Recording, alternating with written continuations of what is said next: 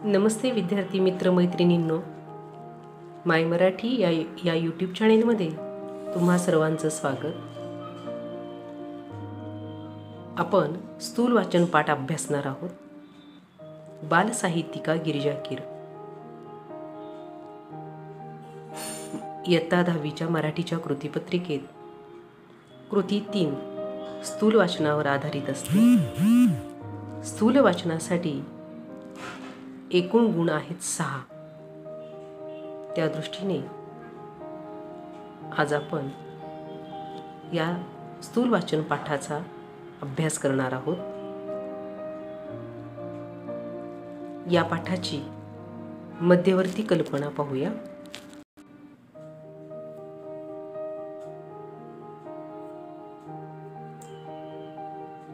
प्रस्तुत पाठातून गिरिजा कीर यांच्या बालनाटिका, चरित्रे, कथासंग्रह, बालकादंबरी यांची डॉक्टर विजया वाड यांनी रसास्वादाच्या अंगाने ओळख करून दिली आहे. कोणत्याही साहित्य कृतीचा आस्वाद घेताना लक्षात घ्यावयाचे मुद्दे 8 मुद्दे दिलेले आहेत. वाङ्मय प्रकार म्हणजे साहित्य प्रकार, कथा आहे, कादंबरी, काव्य का नाटक. दुसरा मुद्दा आहे व्यक्तिरेखा आणि त्यांचे स्वभाव विशेष, म्हणजे त्या पुस्तकातील व्यक्तिरेखा आणि त्यांचे स्वभाव भारावून टाकणारे आहेत का आपल्याला. व्यक्तिरेखा सहजपणे फुलल्या आहेत का, आकर्षक व उत्कंठावर्धक कथानक आहे का, कवितेचे जर कविता असेल तर तिचं काव्य सौंदर्य, त्यामधलं विचार सौंदर्य, अर्थ सौंदर्य,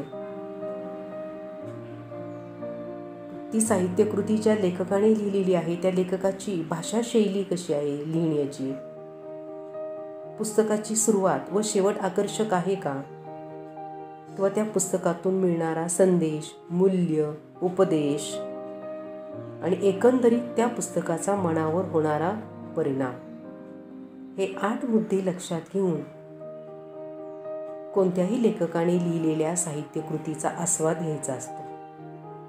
आता साहित्यकृतीचा आस्वाद घेणे म्हणजे ती साहित्यकृती, मग ती कथा असू दे, कविता असू दे, नाटक असू दे, चरित्र असू दे, की तिला ती साहित्यकृती आपल्याला आवडली किंवा नाही आवडली, म्हणजे तिच्यातील चांगल्या गुणांचे किंवा तिच्यातील दोषांचं आपल्याला इथे विवेचन करता यायला हवं आणि त्यालाच साहित्यकृतीचा रसास्वाद घेणे असे म्हणतात. बालसाहित्यिका गिरिजा कीर यांनी जे बालसाहित्य लिहिलेलं आहे त्या बालसाहित्याचं दुसऱ्या एका प्रसिद्ध लेखिकेने व बालसाहित्यिकेनेच डॉक्टर विजया वाड यांनी त्या प्रत्येक साहित्याचं रसास्वादाच्या अंगाने या ठिकाणी ओळख करून दिलेली आहे. प्रथम बालसाहित्यिका गिरिजा कीर यांनी ज्या बालनाटिका लिहिल्या त्या बालनाटिकांचं लेखिका विजया वाड यांनी कशा पद्धतीनं त्याचं समीक्षण केलेलं आहे किंवा कशा पद्धतीनं त्या साहित्यकृतीचा रसास्वाद घेतलेला आहे, काय म्हणतात गिरिजा कीर यांच्या बालनाटिकेबद्दल ते आपण पाहूया. साहित्यिका गिरिजा कीर यांनी 9 ते 12 वयोगटासाठी ज्या बालनाटिका लिहिल्या त्यापैकी 4 नाटिकांची नावे इथे दिलेली आहेत. आमच्या आपल्या गप्पा टप्पा, चला खेळू नाटक नाटक, साळुंकीची कहाणी, ए गेले गेले, याशिवाय त्यांनी जो बालवर्ग आहे म्हणजे 9 वयोगटाच्या आतला, त्या बालवर्गासाठी नीला राणीचा दरबार, मी कोण होणार या नाटिका लिहिलेल्या आहेत. या नाटिकांपैकी डॉक्टर विजया वाड यांना आवडलेली नाटिका म्हणजे एक अर्ज आहे बाप्पा. तुम्ही जर स्थूल वाचनाचा पाठ वाचला तर तुमच्या लक्षात येईल. खूप सुंदर नाटिका आहे. सुजाता आणि सदानंद यांच्या घरात घडणारी ही नाटिका आहे. घरातली मोठी माणसं सगळी बाहेर गेलेली आहेत आणि अशा वेळी छोट्या मुलांना एक प्रश्न पडतो की आई बाबा शेजारी या सगळ्या मोठ्या लोकांचं त्यांच्यावर असणारा जो दरारा आहे तो त्यांना सहन होत नाही. मग हे सांगणार कोणाला, म्हणून त्यांच्या या मोठ्या लोकांविषयीच्या ज्या तक्रारी आहेत त्या तक्रारीचा एक ते अर्ज तयार करतात आणि हा अर्ज चक्क बाप्पापुढे म्हणजे गणपती बाप्पापुढे ठेवतात. आणि त्यांना वाटतं देव नक्की प्रसन्न होईल. आणि मग त्या ठिकाणी सगळेजण मिळून एक सामुदायिक अर्जलेखन करायला सुरुवात करतात. आणि खूप छान तक्रारी आहेत त्यांच्या. एक चिमुकली म्हणतीये आईची शिफॉनची साडी नेसायला मिळालीच पाहिजे. बर्फ का गोला म्हणजे बर्फाचा गोळा खाऊन देत नाहीत ना आईवडील. तो खाण्याची पण आपल्याला आझादी म्हणजे स्वातंत्र्य पाहिजे. भेळ खायला मिळालीच हवी. यामध्ये मधू, भाऊ, विनया ही मित्रमंडळीच कसं बाप्पाचं रूप घेऊन येतात आणि एकमेकांशी कशी भांडू लागतात ते या नाटिकेत अत्यंत गमतीदारपणे लेखिकेने रेखाटले आहे. मग या बालनाटिका लेखिकेने लिहिलेल्या आहेत. त्या बालनाटिकांचे विशेष काय आहेत म्हणजे डॉक्टर विजया वाड यांना बालसाहित्यिका गिरिजा किरे यांच्या ह्या बालनाटिका का आवडतात किंवा या बालनाटिकांचं त्यांनी कशा पद्धतीनं आस्वाद घेतला आहे आणि त्या आस्वादातून त्यांना बालनाटिकांचे जाणवलेले विशेष आहेत की गिरिजा किरे यांनी लिहिलेल्या नाटिका बालकांच्या विश्वातले दैनंदिन जिव्हाळ्याचे प्रश्न मांडताना दिसतात. त्यांची साधी सोपी आणि जोडाक्षराविरहित पुस्तके आहेत.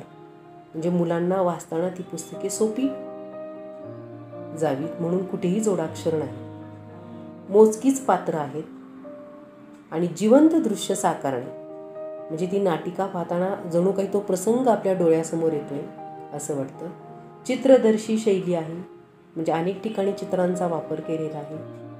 आणि मग अशा नाटिका जेव्हा वाचल्या जातात गिरिजा किरे यांच्या, तेव्हा जे बालप्रेक्षक आहेत त्या बालप्रेक्षकांची मने देखील प्रसन्न होतात आणि त्यांच्या या नाटिका त्या बालप्रेक्षकांची मनेही जिंकतात. यानंतर गिरिजा किरे यांनी काही चरित्रे लिहिली आहेत, फक्त बालनाटिका नाही.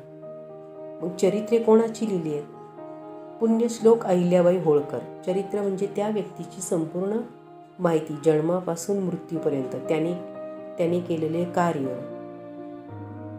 तपस्विनी अणुताई वाघ, शिक्षणव्रती ताराबाई मोडक, संत गाडगे बाबा आणि महात्मा ज्योतिबा फुले. आता पुण्यश्लोक अहिल्याबाई होळकर या आणि याच्याबरोबर इतर अनेक चरित्रांमध्ये एक सामाजिक बांधिलकीची जाणीव ठेवून त्यांनी मुलांच्या हृदयाला साथ घातली. म्हणजे या लोकांनी जे सामाजिक कार्य केलेलं आहे ते कार्य, या थोरांनी केलेलं कार्य आपण पुढे नेणं आणि हे कार्य पुढे नेण्यासाठीच मुद्दाम साहित्यिका गिरिजा किरे यांनी ही चरित्रे लिहिलेली आहेत. अहिल्याबाई होळकरांचं चरित्र म्हटलं की त्यांनी केलेल्या समाज सुधारणा, महात्मा ज्योतिबा फुले, प्रत्येक स्त्रीला ज्यांनी सुशिक्षित केलं, तो महत्त्वाचा विचार त्यांनी या चरित्रात मांडलाय. ताराबाई मोडक, की ज्यांनी बाल शिक्षणाचं व्रत घेतलं आणि त्यांच्याबरोबर काम करणाऱ्या अणुताई वाघ. 9वीमध्ये तुम्ही पाठ अभ्यासलेलाच आहे, एक होती समई. नंतर संत गाडगे बाबा, की ज्यांनी लोकजागृती कशी करावी हे दाखवून दिलं. त्याचप्रमाणे इतर अनेक चरित्रे त्यांनी लिहिलेली आहेत. आणि या गिरिजा कीर यांच्या चरित्राचं वैशिष्ट्य म्हणजे एक महत्त्वाचा विचार त्यांनी त्या चरित्रातून मांडलेला आहे. चरित्र म्हणजे त्या व्यक्तीची फक्त ढोबळमानाने माहिती लिहिलेली नाही, त्यातून एक काहीतरी समाजाला उद्बोधक असा संदेश जाईल या पद्धतीने त्यांनी लेखन केले. मुलांना रुचेल पचेल अशी सोपी पण हृदयाला हात घालणारी भाषा आहे त्यांची. आणि मगाशी म्हटल्याप्रमाणे सगळ्यात महत्त्वाचं त्यांचं या चरित्र लेखनामागचा उद्देश आहे की मुलांमध्ये एक सामाजिक बांधिलकीची जाणीव व्हावी. चरित्रांबरोबर काही कथा पण लिहिलेल्या आहेत. तू सावित्री हो, गोष्ट एका माणसाची. त्या गोष्ट एका माणसाची, त्यामध्ये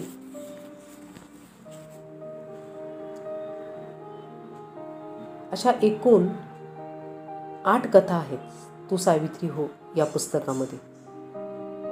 आणि त्या गोष्ट एका माणसाची ही कथा अत्यंत नितांत सुंदर आहे.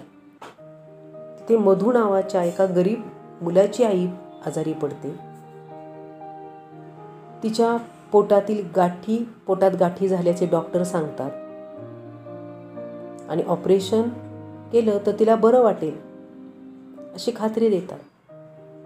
मधूकडे पैसे नसतात, म्हणून मधू अत्यंत नाईलाजाने एका व्यक्तीचे पाकीट मारतो.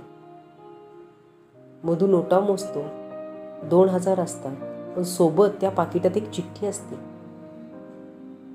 त्या चिठ्ठीत लिहिलेलं असतं, प्रिय आनंदा, सोबत 2000 रुपये पाठवतोय.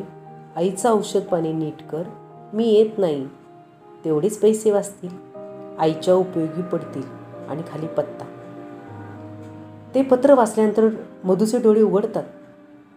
इथं ज्याप्रमाणे माझी आई आजारी आहे त्याप्रमाणे तिथे देखील कोणाची तरी आई आजारी आहे आणि त्या आईच्या औषध पाण्याचा खर्च करण्यासाठी ते 2000 रुपये पाठवलेले असतात. तो पत्ता शोधत त्या माणसाकडे जातो आणि आपल्या वाईट कृत्याशी, म्हणजे आपण जे वाईट काम केले आहे त्याची कबुली देतो. म्हणजे केवढा हा मनाचा मोठेपणा आहे.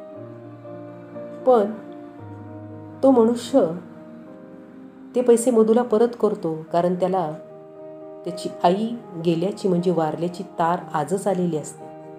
आता मी या पैशाचं काय करू? मग हे पैसे तुझ्या आईच्या उपयोगी पडतील आणि तुझी आई बरी झाली तर माझी आईही बरी झाली असा आनंद मला मिळेल. म्हणजे केवढं मोठ्या मनाचं हे दर्शन. चोरी हे वाईटच कृत्य आहे, पण त्याची कबुली देणे आणि समोरच्या व्यक्तीने ती तितक्याच सहजतेने ही गोष्ट स्वीकारणे, म्हणजे अशी ही कथा प्रत्येक मुलाच्या मनाला स्पर्श करते. त्याचप्रमाणे फुलं फुलवणारा म्हातारा ही देखील सुरेख कथा आहे. ही कथा मूळची जपानची आहे आणि त्याचा अनुवाद साहित्यिका गिरिजा कीर यांनी केलेला आहे. आणि म्हणून या कथांचे काही विशेष गुण दर्शवले आहेत किंवा या कथांचे काही विशेष गुणांचं दर्शन होतं. सगळ्यात पहिल्यांदा आत्ता सांगितलं माणुसकीचे दर्शन. प्रत्येक कथा वाचताना ती वाचकाला खिळवून ठेवते की पुढे काय होणार आहे. आणि वास्तववादी चित्रण लेखिकेने आपल्या कथांतून केले आहे. कुठेही कल्पना रम्यता नाही, जे खरे आहे ते. ज्याप्रमाणे कथा लिहिल्या तशाच गिरिजा कीर यांनी काही बालकादंबऱ्याही लिहिल्या आहेत. म्हणजे बालकादंबरी हे कथेचे पुढचे पाऊल. त्यांनी झंप्या द ग्रेट आणि एडबंबू ढबू या 2 कादंबऱ्यांचा इथे उल्लेख आहे. आता झंप्या द ग्रेट या कादंबरीमध्ये तुमच्यासारखा झंप्या महाचळवळ्या वळवळ्या बघावं तेव्हा नसत्या उद्योगात घडलेला आणि तो झंप्या बघता बघता बालवाचकांचा लाडका होऊन जातो. आग लागली आहे असं वाटून तो आगीचाच बंब बोलवतो आणि त्याचं आगीचा बंब बोलवण्याचं प्रकरण या पूर्ण बालकादंबरीमध्ये छान रंगवलेलं आहे. पुढची आहे एडबंबू ढब्बू. यामध्ये प्रत्येक लहान मुलाला वाटतं की आईचं आपण आवडतं व्हावं. मग आईचं आवडतं होण्यासाठी